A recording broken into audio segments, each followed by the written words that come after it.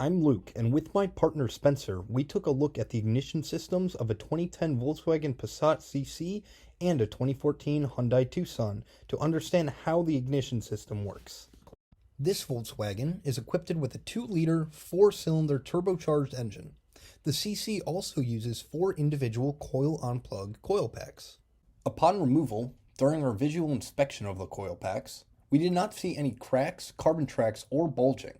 However, we did find some engine oil on the coil pack and spark plug of cylinder number 4, which we cleaned with some electronics parts cleaner. Cleaning the coil pack actually fixed Spencer's misfire issue. The coil packs on the Volkswagen also was that of a 4-wire system. Wire number 1 was power, wire number 2 was the chassis ground, wire number 3 was the ECM signal, and wire number 4 was the coil ground. We were not able to test the resistance of the actual coils due to the integrated driver design of the coil packs.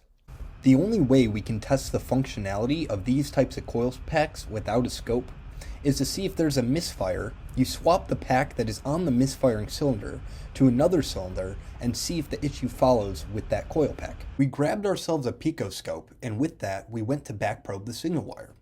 This is the path that the ECM uses to duty cycle the pack's transistor on and off. It should create a square wave on the Pico. With the PicoScope backprobing, we were also able to use another probe that we could set on top of the coil pack to see the voltage spike when the secondary coil's magnetic field collapses. When everything was hooked up, we did in fact see that square wave on the PicoScope. Interestingly enough, the PicoScope also allowed us to see that when the on signal is sent to the transistor, the coil starts its dwell at the exact same time, down to the millisecond.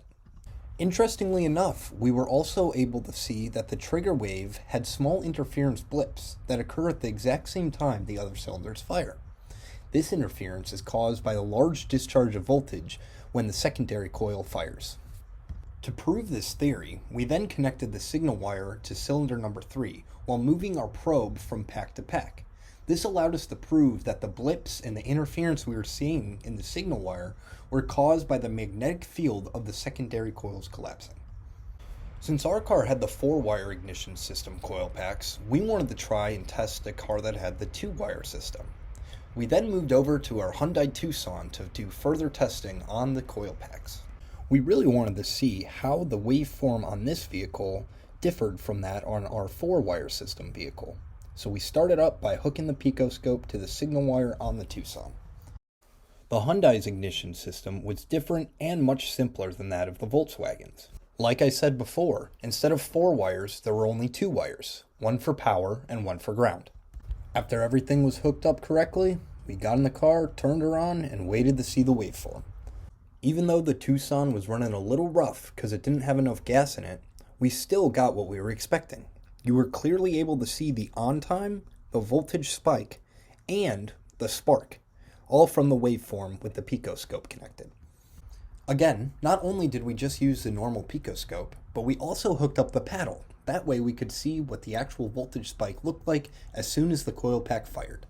As you can see, the voltage spike from the paddle lines up perfectly with the voltage spike from the regular PicoScope. This is when the spark is starting to bridge the gap between the 2 electrodes.